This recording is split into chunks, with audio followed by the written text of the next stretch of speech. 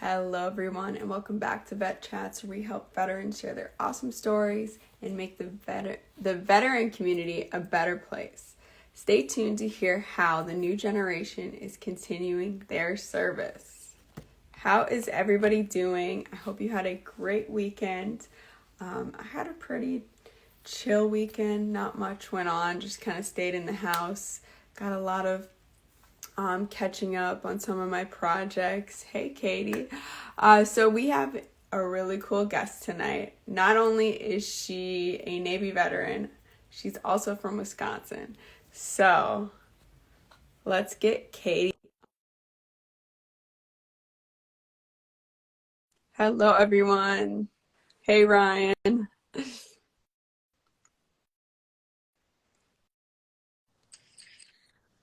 Hey, Katie, how you doing? I'm gonna take these off because that's an ugly reflection. They look cute. How are you doing? How was your weekend? Well, we've been stuck in the house for like a week, so Yes. with the weather. Yeah, you guys got a storm. My mom just got here from Wisconsin on Friday, and her flight got canceled. She was supposed to be here Wednesday, but her flight got canceled because of that storm. So Yeah, it was a mess. There was like no snow, and then there was like a foot. So yeah, and this is the time of year for anyone who's not from Wisconsin or places where they get a lot of snow. You get this thing called cabin fever, right? It's like you just want to get out of there. You want to see some sort of green. Are you at that state right now? Yeah, mostly because I have a 2-year-old and I live in an apartment, so he gets very rambunctious. Yeah. Yeah. I mean, you can go outside, but it's also, and then people who haven't grown up with snow, they don't understand that it's not always fluffy. Sometimes it's ice. You can't play with it. It's just covered in ice. Yeah. So it's just miserable out. Is it in that ice phase? Yeah, and it was like 2 degrees, so No, going outside is not an option. it's not fun for me. I wait till the snow piles up on the patio, and then I go get like a Tupperware container and put snow in it, and I bring it inside, and he plays with it on a towel in the middle of the kitchen floor. Like, there's the extent of your snow play. There you go. Hey, that's so cool.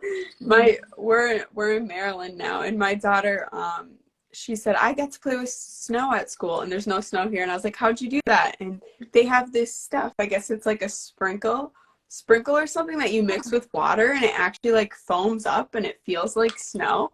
Oh, I'm like, interesting. wow. Something I would have never had to buy growing up. Yeah, for real.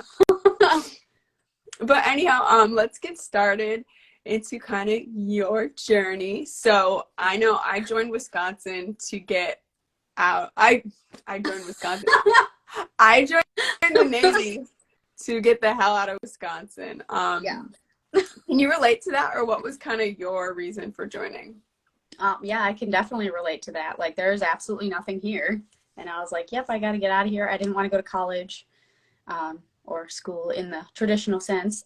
So decided to talk to a recruiter like my junior year in high school. And for like the last 2 years of high school, I already knew I was going off to the military. So yeah, they're like, you got to study for SATs, ACTs, sign up. And you're just like, no, thanks. I don't need to do that. I know what I'm doing. And the ASVAB was actually required for us, so I had already taken the ASVAB. And at that point, I was like, I'm not joining the military. That's fucking insane. And I just didn't care. I didn't end up having to retake it. I got a decent enough score to get the job I wanted. So I was like, okay, well, at least I already have that test taken care of. Yeah. Yeah, another box checked off. So Yeah. So when you were joining, what kind of jobs were you looking at? I have worked in food service like for 3 years in high school. So I wanted to be a cook. I wanted to own my own restaurant at some point in life. And so I wanted to go in as a cook. And that was not an option that they gave me. They gave me an HM, so a corpsman, medical, and they gave me an electrician. And I was like, well, I'm not looking at blood or needles, and I'm not doing any of that. So I guess you can just put me down as an electrician on your paperwork, but I'm not leaving until I'm a cook. So they eventually changed that. This piece of hair is like alfalfa. I hate that. It's like, I got the haircut, like, it's like in the center, and I'm like, I don't know what to do with these certain bangs. Anyway. But yeah, anyways, so I always like to ask this. If you had to rejoin as a different job, what would it be? As a different job? I don't know. I feel like sonar techs had like Really cool jobs. I mean, I was friends with like all the sonar techs. They seemed like pretty chill. Yeah. But, yeah, I think they had nice hours too, didn't they? Yeah. They got like the 8 on, something. however many off. You know, they had like more of a break than the 12 on, 12 off. Yeah. If I remember right. So yeah, I wouldn't mind that. That's interesting. I haven't heard that one before. I like that one. Usually people are like, oh, I'd want to be like in media or, you know, like photography or something. No. But yeah. I actually thought that, so I was in band for 8 years, like in school, and I was like, oh, I want to be in the band. That's so cool. But you know how they, like with the recruiters, they're like, oh yeah, we can help you with that, or we can help you with this. And then they don't actually do any of that. So I ended up not being in the band, which was totally fine. It worked out. I loved my career. Mm-hmm. So yeah. So being a culinary specialist, what was some of your highlights of your job? oh my gosh, I had a lot. I feel like I had a really good 10 years in. I think my favorite thing I did was doing events for an admiral when I was stationed in Italy. Ooh. I learned a lot there. A lot of fancy things that you definitely don't learn on a ship. So Yeah. So would it classify as like fine dining, or what are some of these techniques that you use? well, I actually attempted. I didn't pass my written exam for it, but I passed like the practical, like actually the cooking part of this exam, to be a sous chef. So I can cook it. I'm not smart enough to get it down on paper.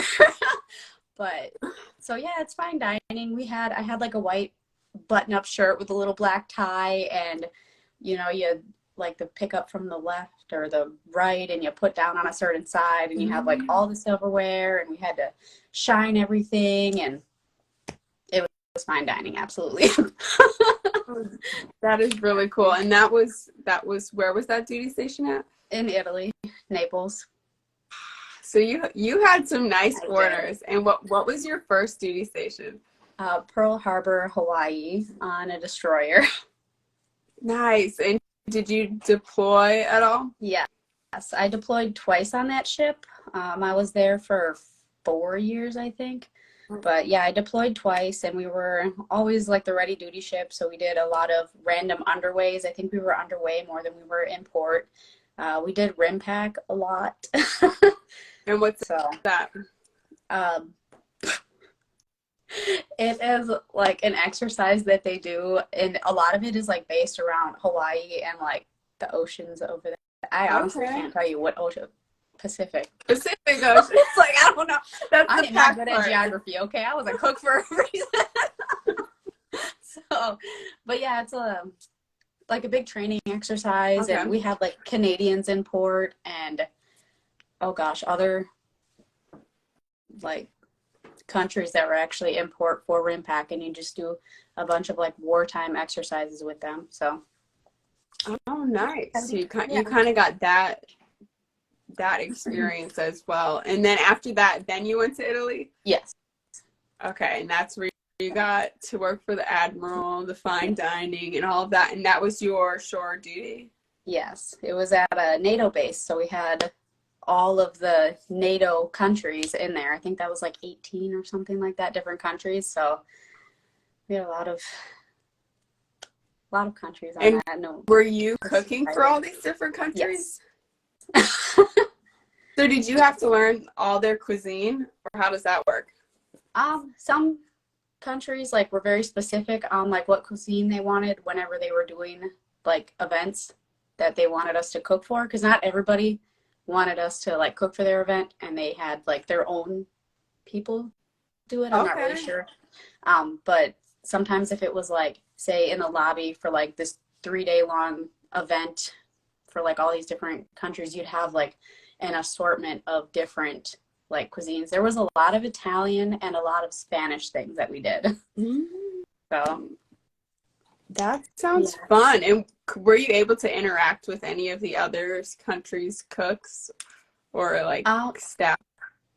So the Canadian cook, it was actually really funny. So they were right down the hall from us, but it turns out that the aide for the DCOM, which was like the 3-star for Canada, was actually in Hawaii at the same time that I was in Hawaii, because their ship, I think they had a fire or something, and they got pulled into Hawaii. So he was like in there standing like guard duty and everything in Hawaii. And when I learned that, I was like, oh my God, I probably met you before and didn't even know.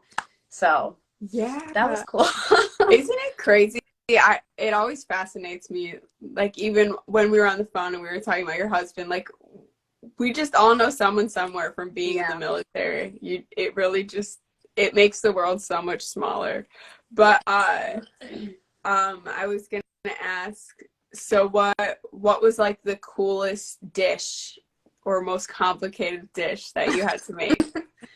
I personally love baking, and I never actually got the opportunity to be like the primary baker at a command. I was always in a leadership position because I'm very strong-headed in that way, and I don't know, bossy, I guess. So one of the favorite things I did like a giant macaron, you know, like the sandwich, like the macarons, and I did like a massive one. It was like this big, like it was huge, and it was a blackberry one, I think, and I was obsessed with like chocolate work. Like I liked watching all that stuff on Netflix, and I was reading books about like how to do like chocolate circles and decorations and stuff. So like it was just a really like big, detailed, intricate, beautiful macaron, and it was my favorite thing I think I've ever made. That is so cool. Do you have a picture of it? I do, somewhere in my phone. That is really I was cool. so proud of it. Like, did you serve it for anything, or just kind of like practicing? Or? No, I served it. The Admiral had a luncheon in his office, so it was just like a 2-person luncheon. And it was funny because I honestly don't think that man liked me, and he preferred the other baker. And he was like, oh, so-and-so did such a beautiful job on this. And I was like, oh, actually, sir, I made that. And he's like, oh, it looks nice. I'm like, thank you. Oh, yeah. Oh, definitely had some, that's not cool. Oh, yeah, I had a lot of that. Yeah, but that's really neat. I remember, so I was on a carrier, and I would go through, you know, the share drive, and I would try to find random stuff, and I found a cake request chit for the bake shop. And so it was like probably 10 years old. It was an older document. I printed it out, I filled it out, printed it out, had my chief sign it because he was like, why not? Let's try it. And I submitted it because I requested a cake for, I think I just like pretended it was my birthday or someone's birthday, and it was a surprise. And they were like, what is this? We have never seen one of these. Oh my gosh. And I was like, well, like, you know, I got it filled out and everything. And they're like, okay, we'll do this one time. And they actually brought a cake. I had like a lot of people actually, we never had like a request chit like that, but I had a lot of people come up because they knew I liked to bake on my first ship. And they would actually ask me to make cakes. And I think the funniest cake I ever made was the air det came on deployment, and they asked me to make a cake for their buddy's birthday. And I was like thinking, okay, this real manly cake, you know? And no, they said they wanted it purple and pink and like princessy, and they wanted like a shit emoji on it. So I made this like really like, it looked like a little girl's birthday cake with like a little pile of shit on it. And I think that was like the funniest cake I was ever asked to make. And that sounds really cute. It was a beautiful cake. So it probably tasted good. I mean, cake is cake. It all tastes good. That is that's really cool that you actually did that, because I bet you probably had a lot of people asking you for stuff. Everybody wanted to be your friend. Yeah. Yeah. I did a lot of cakes, actually, surprisingly. For not being the baker on the ship, I did a lot of like cakes for people, and I did a lot of the command cakes like for Christmas and stuff like that. So I did all of those cakes, which was exciting, and I was glad for that opportunity considering I wasn't the baker. Yeah. They're like, oh, she actually likes to do this. Let's let her do that so somebody else doesn't fuck it up. Mm-hmm. So Exactly. I mean, I'd pass the baton on to someone who wanted to do it. But do you keep up with that at all? Or are you still baking? I want to bake a lot of stuff. I don't really have a lot of people to give it to. I actually tried, so I own a coffee trailer, and I was baking on there for a little bit, and then I got my annual health inspection, and it turns out the oven that I bought to use on there, it wasn't like up to code because it needs a certain approval. So I had to stop baking on there for now until I can get like a new oven.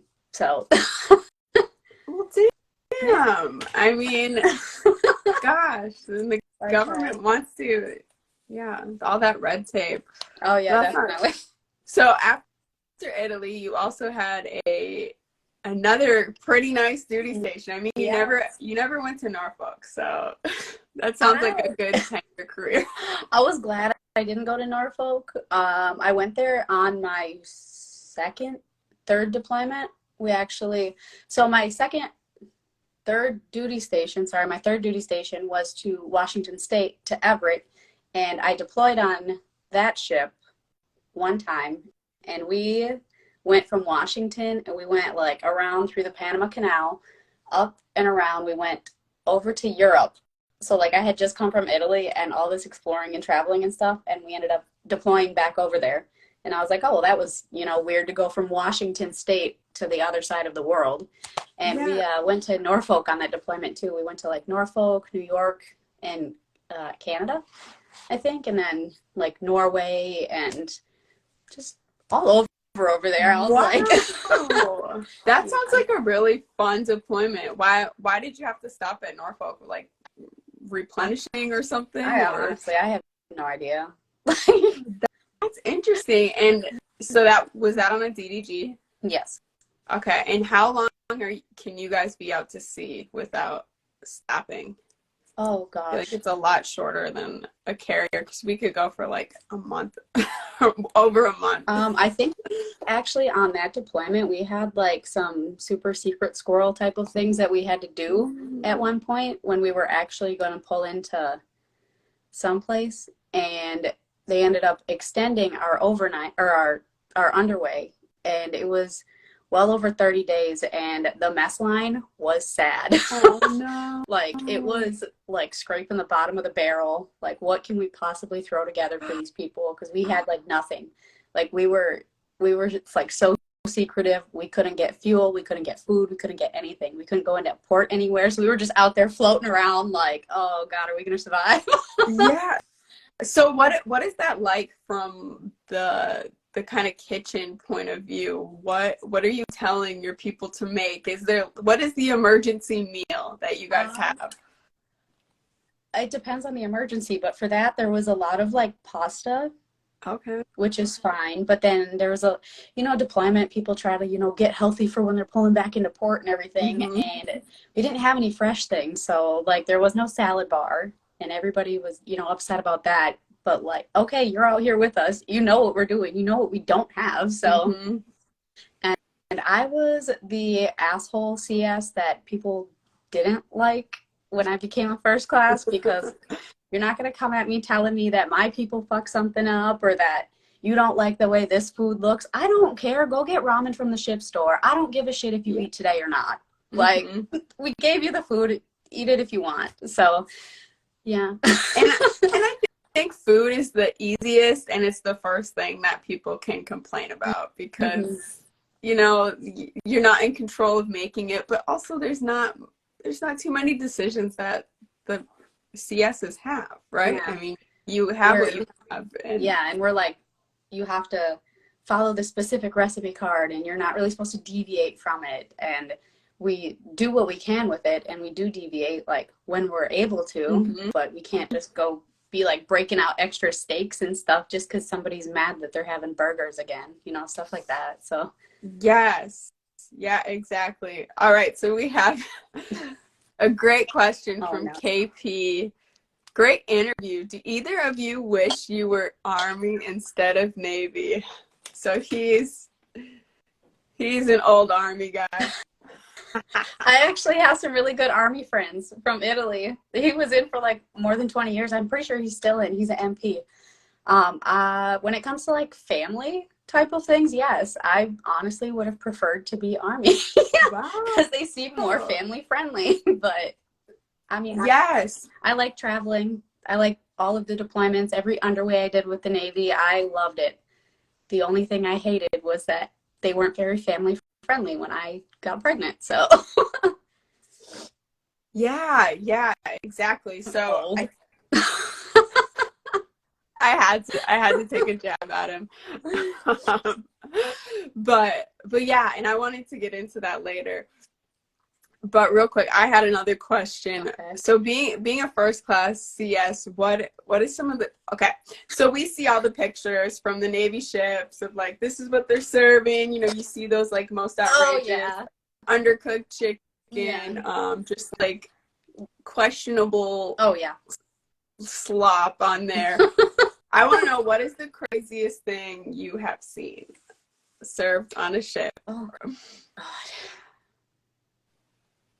Honestly, I don't even know. I think that with the ships that I was on, I wasn't putting like crazy things out. Like, yeah, you're gonna get the undercooked chicken or the one that's like, okay, it's red on the inside because it's next to a bone, but it's not really undercooked. But like, people don't understand that.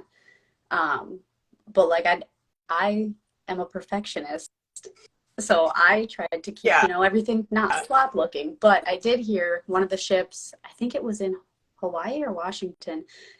Christmas landed on a Tuesday, so instead of doing a holiday meal, they did Taco Tuesday. They didn't change their meal for Christmas, like for the people on duty. Yeah. That's heartbreaking. That's like the saddest thing I ever heard, and that was like the biggest joke for like the entire time I was on that ship was like, oh, well, at least we're not serving tacos for Christmas. Like, yeah, that's heartbreaking. I mean, I looked forward to that because you knew you would have a good meal. Christmas, Thanksgiving, especially when you're on deployment, you're just like, I need that. I need something to look forward to. Or even every Sundays when they would do holiday routine and everyone would be out cooking the pancakes. If they would cancel that, I would have been really bummed out. We didn't get to enjoy holiday routine, so I'm selfish, and I'm like, oh darn, you didn't get to sleep in today. I'm sad. I never thought of that either. Yeah, that would make you saltier. I mean, so my chief would never let us do holiday routine either. Kind of one of those guys. But yeah, we would sneak down and we would get the pancakes. I just remember it just being such a vibe down there. Everyone was happy. They would be playing music, and that part, you had to enjoy that part. Or maybe it was just hectic because you were in charge. No, no, it was good. Yes. So on your last ship, you met the love of your life. I did. And on the phone, you're like, I don't have to mention, you know, like that I got pregnant while I was on deployment. And I was like, who cares? I mean, that's part of life. So I'm curious, did you have to deal with any taboos around that, or, you know, people making you feel uncomfortable? Yeah. So it was like right at the end of deployment. And well, first of all, when I first got to the ship, I got there like a couple months before deployment, and my senior chief pulled me aside and was like, hey, are you planning on getting pregnant anytime soon? And I was like, at the time I was engaged to somebody else, but that ended before deployment even started. Freddie, you McJudge yourself. Hey, life changes fast. Changes fast. No judgment. Yes. But I was like, senior, I'm engaged. Like, if I want to start a family, I will. But I was like, no, I don't intend on getting pregnant anytime soon, because he didn't want to lose anybody in his crew, okay? I was like the third or fourth person that he ended up losing because I got pregnant because nobody wanted to work for him. But anyways, so it was like right at the end of deployment. I want to say like less than a month before the end of deployment, my dad went into the hospital and he ended up dying. And so I had emergency leave out of Panama. And I was like, I'm feeling really weird. So when I got home, I took a pregnancy test and was like, oh, cool, I'm pregnant. And I knew that if I told the ship right away that they would have been like, okay, well, you're just going to fly back to Washington. And I was like, I have like a week left of deployment. So like after the funeral, I flew back. I met the ship in San Diego and I didn't tell anybody because I was like, these motherfuckers are they're going to find me go on palm leave. They're going to be like, okay, you can get off the ship now. And I'm like, I am taking that damn palm leave. Yeah. So I kept it a secret. And yeah, I waited like I would a month too. Yeah. And my senior chief, when because he was on leave when I went to medical, and I was like, okay, could you not tell senior? Because it was a chief that, took the test and everything. I was like, can you just like wait to tell him so that way I can tell him? And I went up and I told like the officer. And when the chief got back from leave, I was like, hey, I need to talk to you. He's like, oh, I already heard all about you. And he started making like race jokes. Like, oh, do you even know what color the baby is going to be? Or are you just going to wait and see? Or do you know who the dad is? And I was like, okay. And yeah, he was nasty. And he went and got like paperwork so I could go to base, and work there, shore duty. And he threw the paperwork on the table and said, now get the fuck off of my ship. Don't mind if I do. I hope you enjoy it here. Okay, let's back up a little bit. So you are dealing with the death of your father. You are finding out you are pregnant. And then this is the end of, like, deployment's already over. So why are they so upset? I mean, you made it through the biggest part that people mostly stress over. Yeah. And then they're going to treat you like that? Someone that you've worked with for the past year, pretty much, right? Yeah. Yes. Wow, that is shitty. Yeah. That is so shitty. There's no other word for that. Yeah. When I was on maternity leave, he actually called me, acting like we were friends, asking me about my duty station in Italy because he wanted to go on a Twilight tour there. And I was like, do not call me. We are not cool like that. Like, you need to talk to somebody else. I do not like you. Wow. Yeah. Like, the audacity, where does that come from? From being an old white male in the military, in my opinion. Yeah. Like, and it blew my mind because his wife had just had a kid, actually. Yeah. I was like, senior, like, you just had a baby. Why are you so mad? But I was 2 out of 3 of the female cooks to get pregnant. So one actually left a couple months into deployment, and then me immediately after deployment. And then like 4 months later, another one of the cooks got pregnant. I was like, oh. But surprise. I mean, that's not your problem. That's not your fault. I was like, I'm not surprised. Like, not saying that every girl gets pregnant just to get off the ship, but like, they're definitely not going to be sad leaving. I promise you that. No. I was like, bye guys, I'm out of here.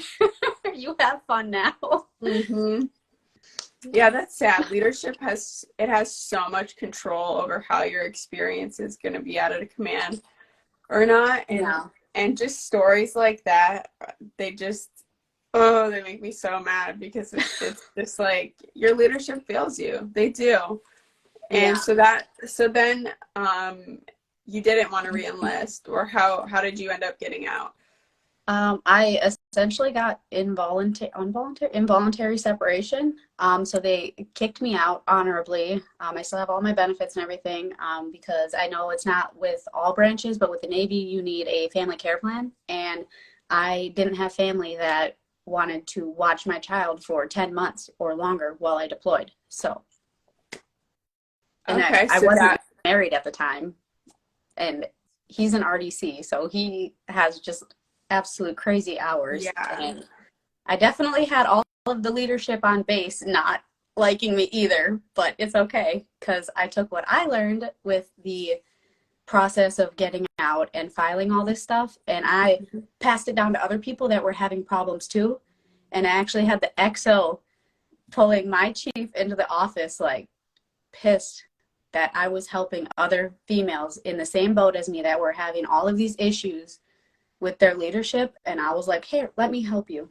And I helped them fill this paperwork out. And they're like, why is she doing that? Like, she needs to stop doing that. I'm like, no, you're not doing anything. You're not helping anybody right now. I promise you, you're not. So. And what was it like their papers to get out of the Navy? Yeah.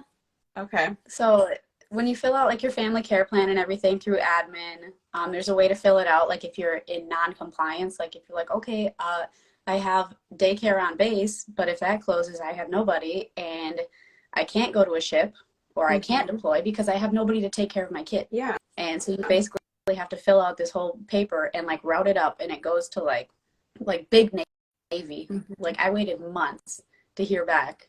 It goes to like big Navy and just this whole thing. But a lot of the khakis and higher ups and everything, they weren't really willing to sit down and help anybody fill out paperwork, because they didn't understand it and they didn't want to lose anybody. So, okay, but I can't deploy. Like I'm in the Navy. That's literally my job is to deploy, and I can't do that. So. No, you can't. And I mean, you gave a solid 10 years, you know, as a first class.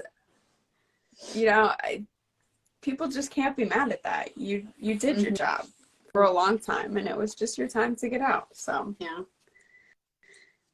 And so how was getting out for you? What was your most difficult part of getting out for you? I think the whole thing was just, it was crazy. So because I had to fill out all of that paperwork, there was like just long waiting periods in it. And I had to do like the TAPS, like the whole getting out process, like the course they make you take, the class. I had to do like all of that online because nobody knew when I was getting out. And I actually was the case where, hey, here's your 10-day letter. In 10 days, you're out of the military. So I had like 10 days to, you know, finish everything and get everything taken care of. So it was just a lot. And when I got back to Wisconsin, I was like, okay, well now how do I do any of this? Like, how do I file for disability? Like, what do I do? Where's the VA? Is there even a VA here? Like, what is all of this stuff? And I had no idea. I didn't even know that there was a service office like down the street. Like, what? I had no clue. Like, none. Like, oh, well, I wish I would have, you know, learned more things like about the process to get out, but I didn't have that much time. So No, and that's hard. I mean, you're pretty much having to make huge life decisions within a short amount of time. Your pay is going to be stopping. You have to find health care, especially being pregnant, right? You were pregnant while you were getting out. He was a year old. Oh, he's a year old. So yeah. But still, you're having to find new childcare. You're having to relocate. I mean, that is like a lifetime of stresses within 2 weeks. That is hard. Yeah, definitely. So I also like to talk about kind of disassociating from the military. I feel a lot of us do that, right? Yes. It was so bad. You're just so excited to get out, and this kind of causes a lot of people to not apply for their benefits, not to even, you know, be in the world around the military because you just want to disassociate so hard.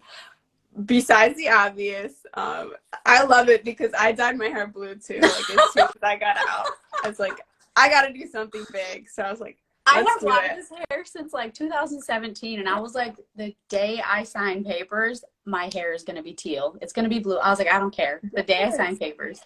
And it was like a month after because my mom owns her own salon. So I had to wait till I got back to Wisconsin for her to do that for me because I was not trusting anybody in Washington to touch my hair.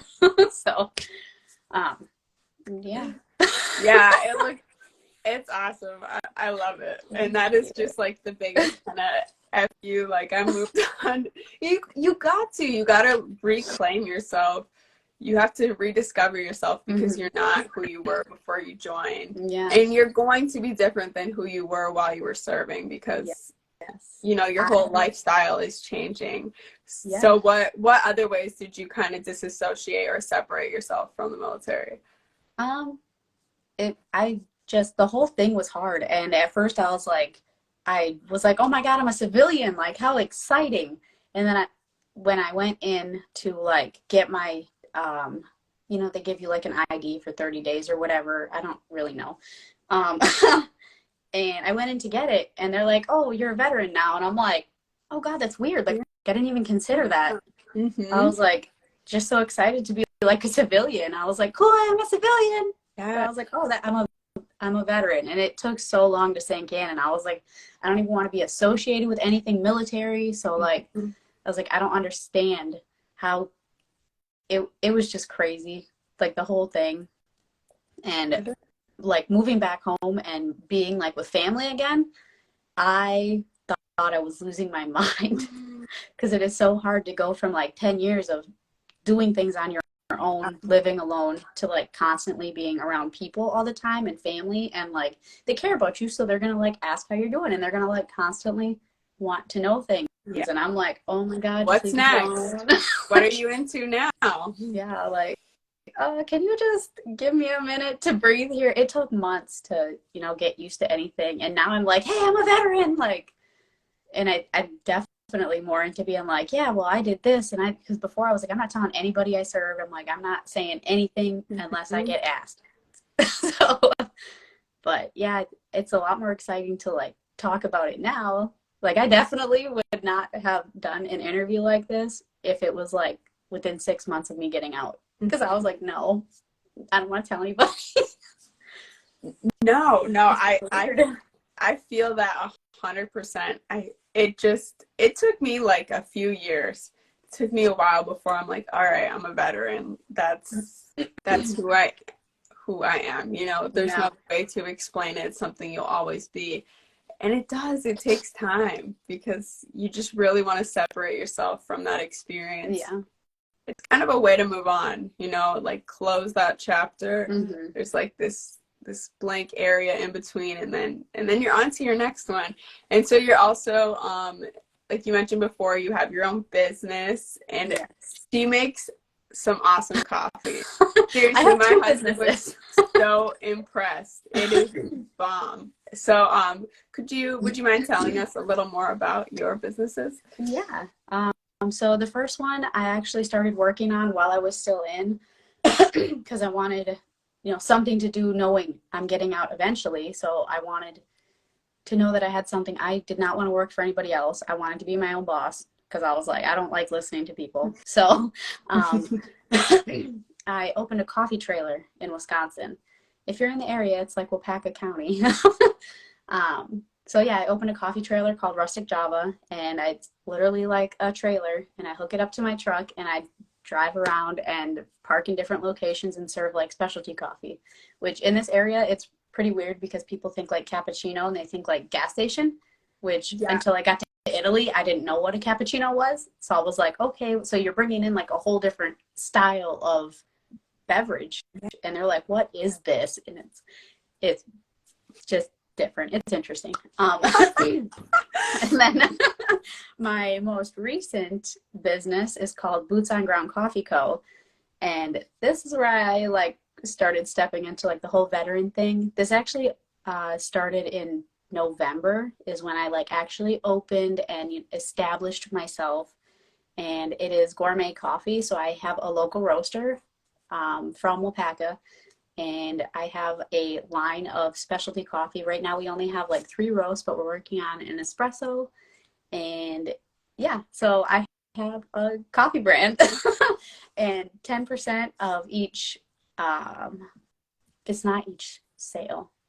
It's like the cost of the bag, 10% of that goes to a veteran or military organization. So far, I've donated to Veteran Help Point and combat sexual assault.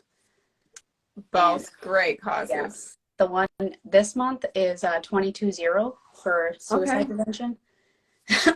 Another great one. I'm gonna die. That is so cool how you're giving back. So what you said in the beginning, I always say when I'm trying to explain to people why I found out about things later than they actually happen, it's because trends take what, like 5 to 10 years to come to Wisconsin. It takes a while. Yes. So everyone's like into the gourmet coffee around the country, like it hasn't hit Wisconsin yet in every area. And it's still crazy because I've been doing the coffee trailer for over a year. And I still get people that are like, oh, did you just open? And I'm like, no, I've been around. I've been here for a year and a half or, something like that. And I'm like, it's just crazy that people still don't see me. Like, I have a generator and she ain't quiet. So I'm like, you didn't hear me either. Like, okay. Yeah. But yeah, it's something that's still catching on. No, but as soon as it's going to take off, I'm sure you probably already have like a couple cult followers that are like, I need that coffee. Like, I gotta be there. Where is she at today? And it's actually really hard in the winter because it's cold. And as soon as I start pulling it down the road, it's not connected to any kind of power. So like the water lines inside are freezing as I'm driving. So if it's like 25 degrees or lower, I can't go out. So especially right now, like, and if it's snowing, I'm not going to take the trailer out because I'm not trying to die to serve coffee. You can go a day without coffee. So so I get a lot of people, like I have some regulars that are like, oh my gosh, I miss you, like come back. And so it's like exciting to me to know that I have like regulars. So yes. Yeah, they're gonna start coming to your door. Yeah, like excuse me, you aren't out this week. I'm just gonna tell them ground and they can make it at home. I actually serve that coffee on the trailer now, so yeah, that is really cool. Can they buy the bags from you as well? Yeah. Perfect.